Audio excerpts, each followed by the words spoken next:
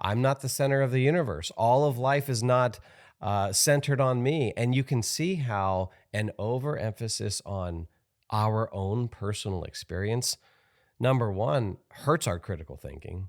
And number two, can cause us actually to be self centered.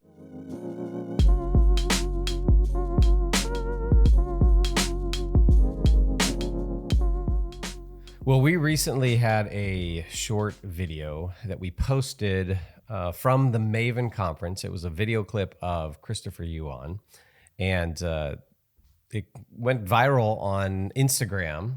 I don't know, almost a couple million views on it. But it was Christopher Yuan talking about at the Maven conference how kids are being inundated with resources on sexuality. And he's referring to all the stuff that's come out about what's going on in, public schools and in classrooms and teachers and curriculum.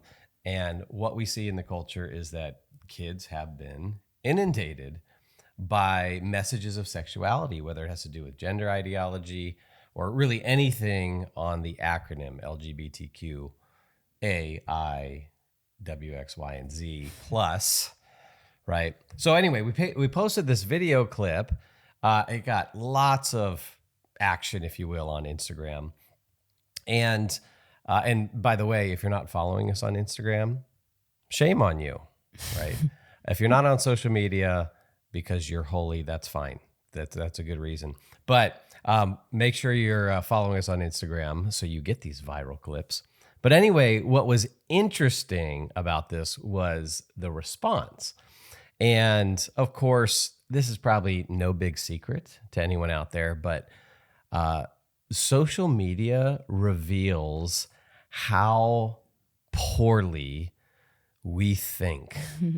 It shows, sadly, it shows the lack of critical thinking skills in our culture.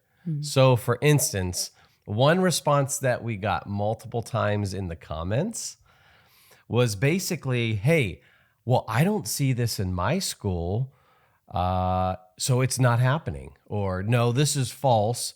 I'm a teacher, and I haven't seen any of this. Okay, now just pause for a second. Think about that response. And actually, I think a great way to expose the bad thinking in various claims or ideas or whatever is to show a counterexample that helps people see more clearly the kind of reasoning that's going on. And so I was thinking like, okay, let me take that same reasoning process, right? Well, I teach in a school and I haven't seen it, therefore it's not happening. Therefore, LGBTQ, sexuality is not being taught. All right, what's a counterexample using that same logic? And I was thinking, okay, well, I'm a surfer. I surf in the ocean. I hear people make claims that some people have been attacked by sharks, but I have never been attacked. I've never seen someone attacked. Therefore, shark attacks don't really happen, right? It's the same reasoning process. Mm-hmm.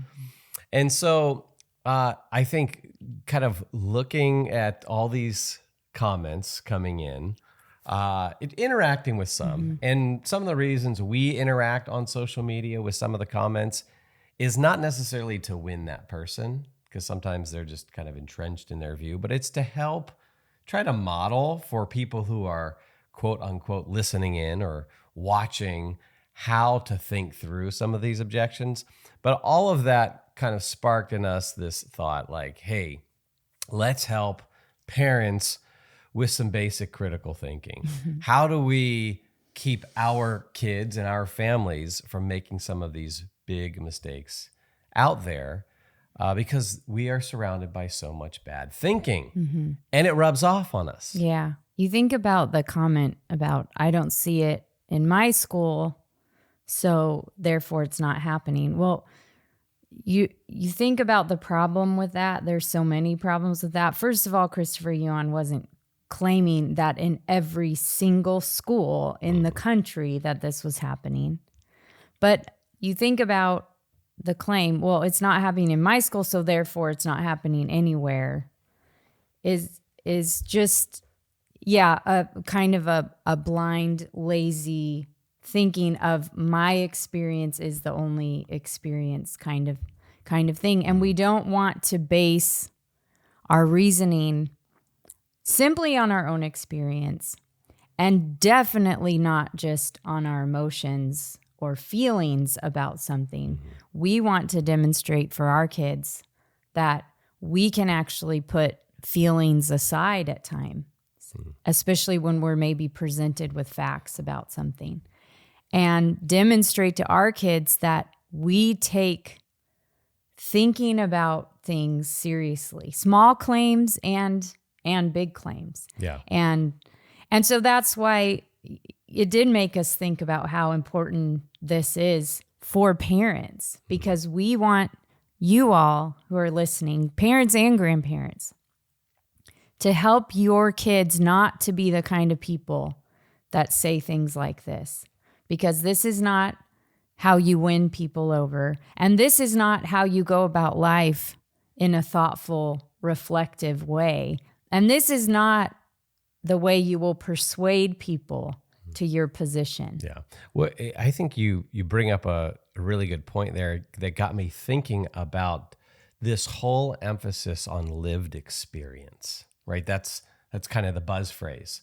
Well, I have my lived experience. And we have overemphasized that.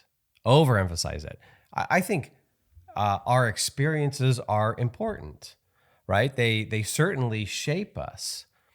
But what critical thinking does is it puts, it kind of chastens that a little bit, right? It puts some boundaries on that just because I have an experience, I can't then extrapolate from my experience to everyone else. I'm not the center of the universe. All of life is not centered on me. And you can see how an overemphasis on our own personal experience, number one, hurts our critical thinking. And number two, can cause us actually to be self-centered or self-absorbed, or thinking what happens to me is the most important thing. And therefore, I interpret everything else out there through what's happened to me. Well, if that's how you approach life, which is, I mean, that's our culture, right? And we've talked about Carl Trueman's book, Strange New World, right? This expressive individualism that puts all authority into the inner, feelings or desires or thoughts of the individual. Well, that kind of goes along with kind of what we're talking about here. Yeah, because it connects thinking well with living well, because it connects it to our character. Because if we think we're the center of the universe, or we think our experience is the experience, we're the authority, then we won't be people who are humble. We won't be people who listen well to others and consider what they're saying. And we won't be teachable. We'll be people who think have it figured out. And we all can either think of ourselves in stages of life when we were this way. And we, of course, we can easily think of people, that do this, but I think of myself too. I don't want to just always think about other people. Oh, I can think of a lot of people who fit this description. Is that what you're saying, Erin? But I can think too about stages of my life where I believed things that were false. I thought I had things pretty well figured out. I thought, I had a false sense of my own abilities or whatever it is. Yeah. So even in our reflections of it. So how do we help raise kids who think well, who of course are going to believe different things, and they need the room and the space to grow. And so we need to have patience with them and realize this is a kind of part of our long journey of parenting, that we're going to walk with them along this road. Because we come out pretty much very, these self-centered little sinners. And so it is a journey of learning our own brokenness, our own, need to be taught, need to be humbled, those sorts of things. Well, But how do we journey with our kids in this exercise of learning how to reason well, how to be good thinkers? yeah, well, you just made a connection there that I think is important to talk about and important to recognize. It's the same connection that Scripture makes. You connected reasoning and thinking with our moral life. And we see this throughout the Scriptures. I mean, Romans chapter 1. In fact, I'll turn to Romans chapter 1 and read verses 18, 19. Well, verse 18, I think we'll cover it. But, Paul says in Romans chapter 1, verse 18, he says, "For the wrath of God is revealed from heaven against all ungodliness and unrighteousness of men, who by their unrighteousness suppress the truth." And then in verse 19, he says, "For what can be known about God is plain to them, because God has shown it to them." And he goes on to talk about how the knowledge of God is available to us through the natural world. But what's our response, right? Our response is to, by our unrighteousness, suppress the truth. Well, he's connecting unrighteousness, sinfulness, with the suppression of the truth. And so there's a tight connection with Scripture. And there's other Scriptures. I mean, I think about the psalmist who talks about, denying God and then turns right to the corruption of our own lives. The one who says there is no God, he is corrupt. And so we need to think about thinking because of acting and living. Yeah. Actually, I wish I had it pulled up, but when you were talking, I'm thinking about what C.S. Lewis talks about in Weight of Glory, but he talks about the importance of discipline and training of the will in children before they get to the age where they can basically reason themselves into all kinds of sin. But the discipline and training of the will, and then we would connect that with the training then as they get older in reasoning, because like Roman said, we can then suppress truth and reason ourselves into all kinds of sin. That's what Romans is talking we reason about. ourselves into falsehoods Yeah. that just get us off the hook, that give us excuses, that allow us to justify certain actions. It's kind of like that maybe here the high school student who grows up in the church, graduates from youth group and a Christian home, and then goes off to a secular university, and after the first semester comes back and says, "Yeah, I no longer believe in God." And as you kind of uncover more of what's going on, you discover, well, there is a correlation between their denial of God and how they've maybe gotten into partying and drinking and hooking up and those kind of things. And so, so this is all of this to say it's important to think critically. There's so much bad thinking out there. So we need to pass on to our kids. Like, this is an essential skill. So before you get into it, I'm thinking about that example you just gave about the Christian kid who leaves home and then walks away.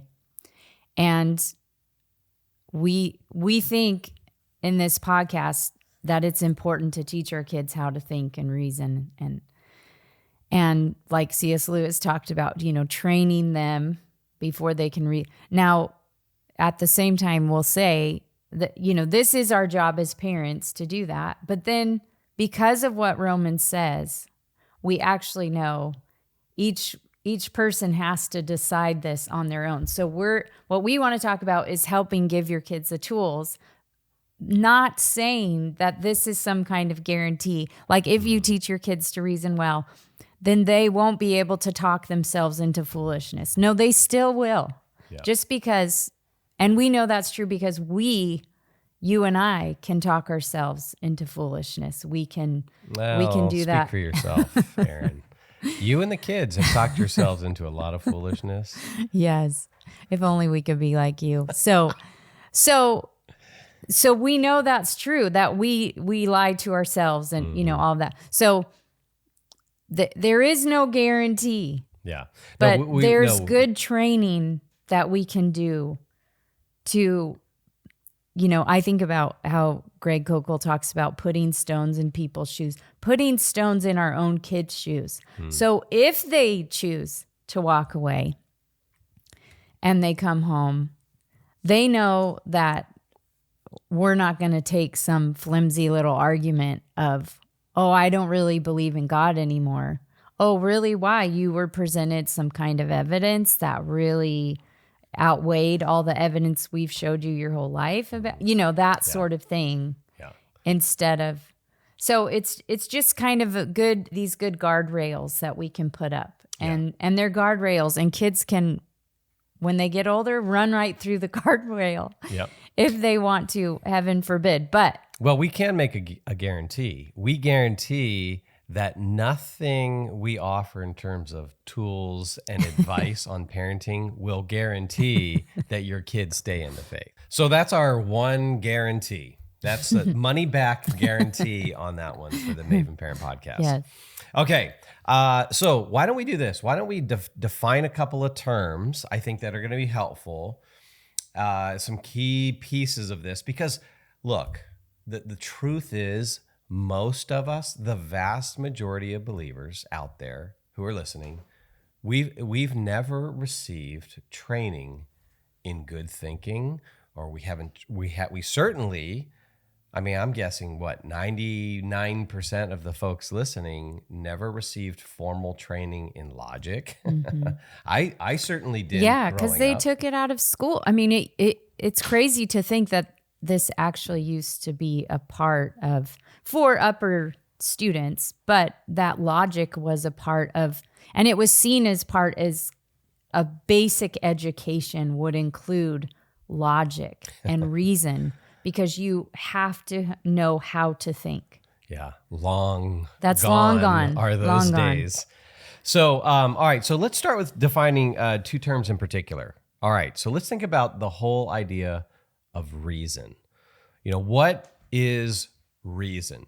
Reason is simply the mind's ability to think, understand, and come to conclusions. Okay, that's just a very simple definition. I'll repeat it. Reason is the mind's ability to think, understand, and come to conclusions. All right, let's reflect on that a little bit. On that definition, number one, we do this all the time. Yeah, we're all doing it right now as we're listening to you give that definition. That's right. We're taking it in, we're thinking about what you say, and we're making sense of it in our minds, or it's not making sense to us, whatever, but we're all reasoning right now as we're listening. Yeah, we do it every single day, everywhere we go. It just comes naturally, right? It comes naturally because of our nature, the kind of thing that we are. We are human beings made in God's image. And a part of that image means that we are rational creatures. We have this ability to reason, to think, to understand, to look for evidence, those kind of things. In fact, one of my philosophy professors in the master's program at Talbot, Doug Guyvett, had a big influence on me. He was such a careful thinker, but I remember him saying in one of our classes that we are by nature evidence gatherers. This is just what we do naturally. We gather evidence because we're looking to, think about the world, draw conclusions about the world, understand the world around us. And so, but this makes sense. If we are human beings made in God's image, part of that image means we have rationality, we can reason and think and understand, well, then we are just going to be doing this. And that is the way that God has made us. Yeah. And we do this even when we're kids. Our little kids do this all the time. For example, I'm thinking about how a little kid, even 3 or 4, can walk into a room and see something that they built, like something with Legos or blocks, or maybe set up in their little play kitchen or whatever. They had set something up. And then they walk in and they see it completely destroyed. And they have a 2-year-old little sibling. And even though the sibling's not there, in their minds, they see the mess. They connect it with the 2-year-old. They've been gathering evidence for 2 years on that other little sibling. Yes, and they scream out their sibling's name. And they want to kill them because they know they're reasoning, in their little mind. And they do this all the time. They walk out to the kitchen. They see a cake on the counter. They say, "Mom, whose birthday is it?"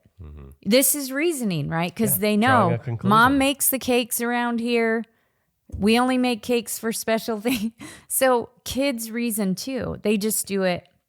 And they're little evidence gatherers too. Yeah. And so this, like to your point, this is how we're made in God's image.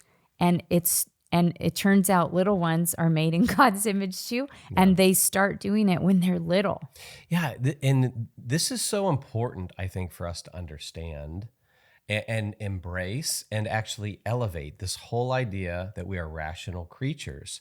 And tie that back to the Christian worldview and to our theology and to the scriptures. Because we have become anti-reason in the church, anti-intellectual.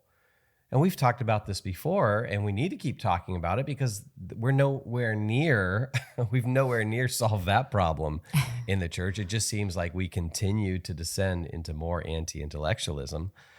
But most of us grew up in churches or a tradition of the Christian faith that very much suppressed our rationality, or even said, nope, this really doesn't play a role for those of us who have quote unquote faith. Yeah, that's what I was going to ask you to give people an example of that, because I know what you mean when you say, the church is moved to be anti-intellectual, but can you give people an example of probably where you see this the most? Oh yeah. Well, it's I think it's so pervasive. You see it all kinds of places.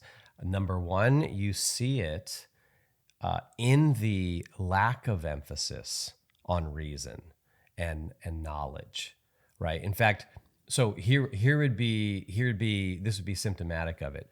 The way we talk about faith, we don't talk about it in cognitive terms. We don't use intellectual terms when we talk about faith. When it comes to faith and my relationship with Jesus, we talk about it in terms of experience primarily. And we emphasize, like the disciplines that we would emphasize are things that might be more associated with the emotions or the affections. You hear it in messages. And so you will have teachers or pastors or whatever, influencers, you have them undermine the knowledge of the faith or the knowledge content, right? Where you will have pastors say things like, well, you don't need to know the creeds of the faith, or they'll say, well, you can know all of this theology. And then there's a big but. But it means nothing if you're not living it out, if you're not experiencing Jesus. And there's a half truth there, right? But what it does is we see in Christianity this disconnection, a disconnecting faith from reason, faith from fact, faith from critical thinking, faith from logic. And then it plays itself out in other ways, like so faith and science. I mean, think about it.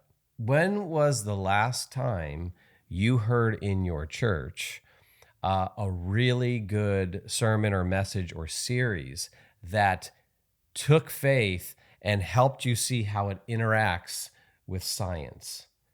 Right. I mean, with that, people are thinking right now, like, never. We never talk about science within the church, except maybe a couple of PhDs who write a couple books that no Christians, like normal Christians, actually ever read. So, I mean, those are just a few of things off the top of my mind. We are so anti-intellectual. Our sermons do not require us to think critically often. Right? They're, and if you're watching on YouTube, I'm making a really small size here with my fingers. They're this deep. Our sermons are so shallow. So anyway, there's a lot. I think there's a lot of evidence out there, and what we find is that goes against the scriptures. Yeah. And I actually, as you're talking, I'm thinking it goes against experience as well, because people who have a strong faith in God are people who have knowledge of God and who he is. And just like in any relationship, the more you know about a person, the closer you are, or further away if you know bad things about them. But you know what I mean? That the knowledge that we have of each other, is deep, and that's what roots our marriage, and our connection. Yeah. And so, and I'm thinking about, for me, some of the older women in my life who I just look up to and admire, and men too, men and women.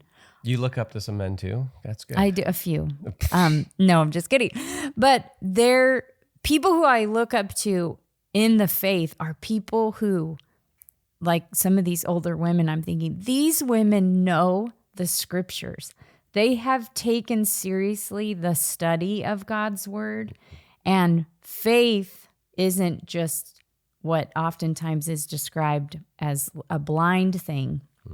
Faith is connected to trust, and it's connected to their knowledge of God and how much they have thought about and worked and reasoned and done all that it takes to really understand the scriptures and to understand, not completely, but more fully, God and who he is. Yeah, and what you're saying is that their knowledge is not just incidental to their deep faith.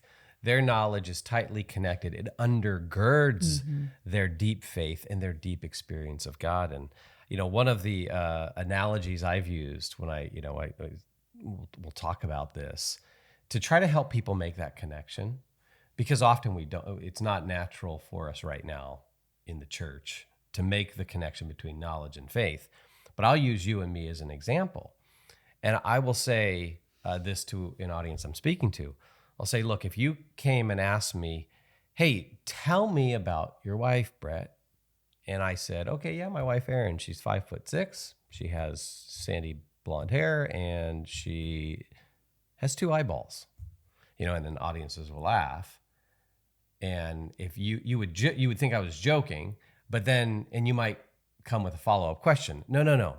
Tell me about your wife. Like, what do you know about your wife? Like, I want to hear about, who she is. And if I said, well, that's all I know, like those 3 things, what conclusion would you draw about our relationship?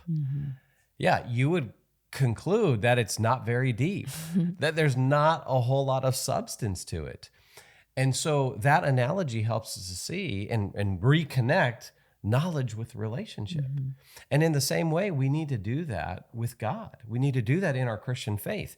J.P. Moreland, we're going to mention one of his books here in a second, but J.P. Moreland talks about how the New Testament talks more about knowledge than it does about faith. And he goes in his book, The Kingdom Triangle, he talks about, and he just kind of lists all of these passages. And it's great for us to get that awareness, because then you start seeing it more. But gosh, throughout the scripture, the phrase to know or the knowledge of. I mean, this is just pervasive throughout. And in fact, we can even connect knowledge to the great commandment. Matthew chapter 22, right? The Pharisees are testing Jesus. They ask him in verse 36, Matthew 22:36, "Teacher, which is the great commandment in the law?" And here's Jesus' response: "You shall love the Lord your God with all your heart and with all your soul and with all your mind. This is the great and first commandment." And there you have, Jesus really saying, loving God requires the entire person. And so what does that include? Well, it includes the affections and our emotions. It includes our volition, our willpower, right? We love God with our action, but it also includes the mind. We love God with our minds. We can have an intellectual love for God. God wants all of us. And so the great commandment means that we need to bring our minds, our thinking, our reasoning into our discipleship under Jesus. This is the first command, right? So we can have an intellectual love for God. And so this is why it's important to think about what reason is. Reason is the mind's ability to think, understand, come to conclusions. When we think well, it is actually God honoring. And it can help us move deeper into a relationship with him. So again, don't sever that connection. Don't sever it for your kids. Constantly be trying to put that connection together for your kids. The mind, rationality, logic, and all of that with their faith and experience. Bring those two things together, and it will help provide a foundation for a much richer faith. I mean, I think we can say the more that we grow intellectually as human beings, the more that we think rationally and reason well, the richer our relationship with God becomes. Yeah, I like thinking about don't sever that, because I think that's sometimes what happens in the church, and not always consciously, but that's what happens. And I think about so many women's ministries that sever that, and they want their women, good-heartedly, they want their women to experience God, experience transformation, experience the love of Christ in their life. And so instead of helping women to learn how to be theologians, they offer a Bible study or a book, a popular book that is heavy on emotion and very light on learning how to study the scripture. Yeah, light on the theological content, the philosophical content. Yeah, and heavy on the emotions. And a lot of them, I think, are manipulative in that way, because women are very intuitive in nature, and we're very compassionate by nature. And so I'm not saying it's purposely manipulative, but I think that is what ends up happening. Yeah, and we would say that the men and women are different emotionally, and have to cash that out. So, but women may be more in tune or more connected to their emotions than men, but both experience emotion. Both can be just as emotional, right? Yeah. But we've kind of characterized women in one way, and so then we think, oh, well, then our resources for them need to appeal to that because they're emotional and all that stuff. And what we need to do is recognize, men and women are different in these things. They both have emotion, but they both also have intellect and reasoning capacity. And this is a test of our theological conviction. Do we think men and women are both made in the image of God equally? Or do men have a little bit more and women have a little bit less? Or, no, we share in God's image equally. And so women are rational creatures, right? Yeah. And so, Yeah, you're about to get me going in a whole nother direction, but I'm glad you said, men are emotional too, because whenever people make the comment like, oh, women are so emotional, as if men aren't, I always say, oh yeah, men are not emotional. When I watch NFL football on Sundays, there is no emotion on the field or in the stands. or the people watching the TV. Men are just so unemotional. But yes, I'm sensing a little bit of snark there, Erin. I don't think you should be snarky right now. Might be a little bit of snark. Okay, so we've unpacked reason. Let's do one more here. And then, we need to define logic. Yeah. Especially because most of us never took logic in school. And it is a discipline that we're not, a lot of us aren't familiar with. Yeah. Let's think of logic as a tool. Logic is a tool of reasoning. Or another way you could think about it is logic governs human reasoning. That's why we refer to them as the laws of logic, right? So through time, and I think through our nature as rational creatures, we have come to discover and then outline and articulate that there are these certain laws that govern our thought, right? And they help us to understand how to reason correctly, right? And so the laws of logic govern all human thought and all human communication. And so logic's this tool of reasoning. It's not a human invention. Yeah. This is a key point. This is logic, you could say, is built into the fabric of the universe. It's not something we determine, right? It's not something we create. We didn't make up logic. We just discovered it. Yeah. Just like the shape of the earth. Well, I was going to say, I remember the first philosophy class I took, and when we started talking about logic, and the professor was talking about these laws of logic, which I had never formally studied or learned about, I had the light bulb moment where it was like, oh, this is actually built into the universe, just like the laws of nature, gravity, all kinds of things that we don't make up gravity, we discover gravity. Yeah. It's there. And in the same way, these ways of thinking are actually in that same vein of a law of discovery. These are things we discover. Yeah. We didn't just make up this stuff. Yeah, and we would say, so that's a great analogy. You've got the law of gravity that describes reality. Yeah. And so you get up on the roof and you jump off the roof, guess what? Because this law governs the universe, you're going to fall and you're going to get hurt. Okay, so it describes reality around us.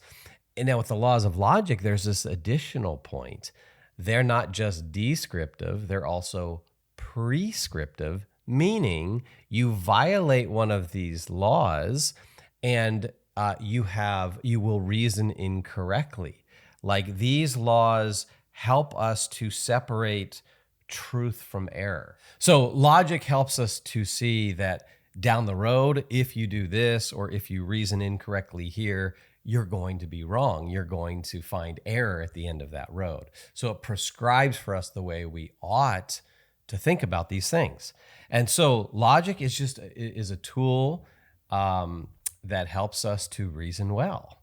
Now, this is, we talked about it's not something we determine, we discover it. And so that means it's part of the fabric of the universe.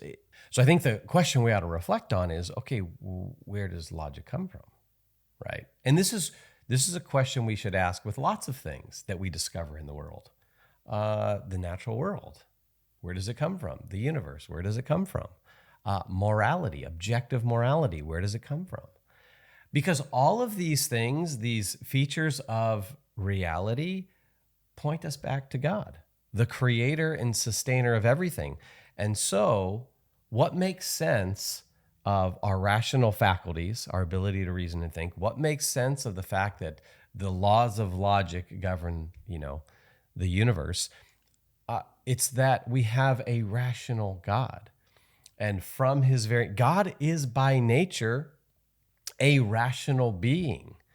When you talk about God, it just means that he is rational, and therefore he is the proper source for rationality and for logic, which this actually can be a powerful evidence for God's existence. You look at something in the universe, whether it's logic or morality, and you reason, where'd this thing come from? The best explanation, right, is a moral being, a logical, rational being. And, so just try, I think the reason I'm highlighting this is I just want to connect this constantly back to our faith in God and and the Christian faith. Like, we're not just using autonomous human reasoning over here, but it turns out that logic is a pointer, right? It's a piece of evidence that tells us about our creator. Yeah. And so God is rational. He's made human beings rational. And so when we work hard to reason and discover the laws of logic, there's so many benefits to us as human beings. We actually will can flourish, if we live the way God intended us to live. And so he's equipped us to think well, and that takes work, but we can do it.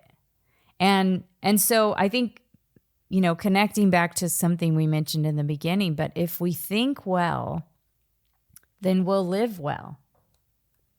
And yeah, we don't make that connection in the church a lot, but this is kind of what Romans talks about in Romans 12. Where Paul says, I'll start in verse 1, but he says, "Therefore I urge you, brethren, by the mercies of God, to present your bodies a living and holy sacrifice acceptable to God, which is your spiritual service of worship. And do not be conformed to this world, but be transformed by the renewing of your mind, so that you may prove what the will of God is, that which is good and acceptable and perfect." So in the transformation of us, in our transformation, Paul's talking to the church in Rome, a very pluralistic society, lots of different beliefs out there. So he's exhorting the Christians, how do you not be conformed to the world around you? Well, the way you do it is by transforming yourself by the renewing of your mind, transforming the way you think. Renew your mind on truth. Yeah, and it seems like, in that second part of verse 2, unless you do that, you can't prove what the will of God is, right? Which is a kind of publicly demonstrating to others, proving the will of God. And so, yeah, this is not emphasized in the church enough. Transformation is always connected with experience of Jesus, right? Which turns out to be some emotional experience, a feeling, internal feelings, internal warm feelings about Jesus, right? Which certainly, again, we're not throwing that under the bus. We're not saying that's not a part of it. That can certainly be part of it. But what does Paul elevate here? He elevates the renewing of the mind. The renewing of the mind. And how do we renew the mind? We renew the mind with truth and with knowledge. And that can actually lead to transformation. And I've seen this. Now, look, there are certainly exceptions to this, but I think by and large, I know a lot of smart Christians out there. We do. And with these men and women who we know, like, and you mentioned this earlier, we know these smart Christians, and for the most part, they are really good men and women. Like, we see it played out in their lives. Again, it's not a absolute guarantee, because we have to think about all aspects of the human person, but the mind is a prominent one that can really lead to transformation in our lives. And sometimes I think when we look around the evangelical church, or we look at our own lives and we see the lack of transformation, we ought to ask ourselves, why is that? We may have short-circuited our own transformation because we've left the mind out of it, because we haven't been renewing the mind well. Yeah. And so, this is so important to think about the benefits of rationality and logic and thinking well and loving God with our minds, because this will hopefully motivate us. When we see the benefits, it should motivate us to bring critical thinking into our Christian faith and into the discipleship of our kids so much more, right? So we must think well in order to live well in this world. Yeah. So that's the first benefit. Yeah. And I'm thinking about the idea of transformation or going through hard times, or feeling like we're stuck in a bad place or whatever. And, so we've all experienced these times in our lives. And the idea that maybe part of us being stuck, or part of our lack of transformation, is that we need to grow in our knowledge of God, because we might actually believe false things about God. We might be stuck because we are believing false things. Maybe we're stuck because we believe a lie about what it takes to be a healthy person or a healthy family. We might believe false things about that. We might be stuck because we think the Christian life is supposed to be something that actually God doesn't promise that it is. And so in that way, if we believe false things, then we'll be conformed, but we'll just be conformed in ways that I think we don't really want to be, and we won't be conformed towards truth. Yeah, and you talk about this word believe, right? And believe, we need to connect belief with experience, and belief with how we live life, because our beliefs are kind of the rails that our lives run on, right? They're like the train tracks that that take us in a certain direction. And my beliefs, if I have beliefs that aren't very strong, and they're not real central to my life, they don't play a big role, well, then those things are you can see aren't going to be very transformative in my life.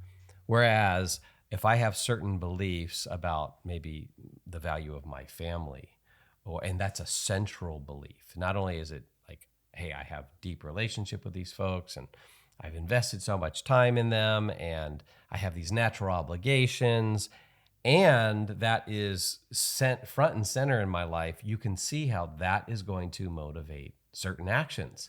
That's going to motivate certain commitments. I'm going to live up to certain obligations. So again, just constantly connecting, thinking well, living well. We need to do that for our kids.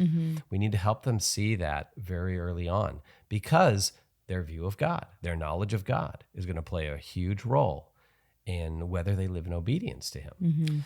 So now here's another benefit of kind of logic and rational thinking.